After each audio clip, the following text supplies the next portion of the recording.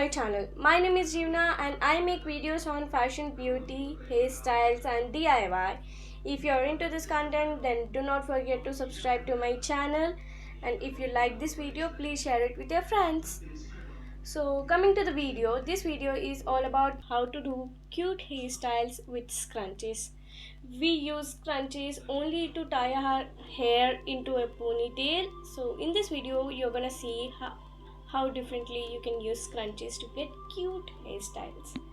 So without any further delay, let's get started with the video.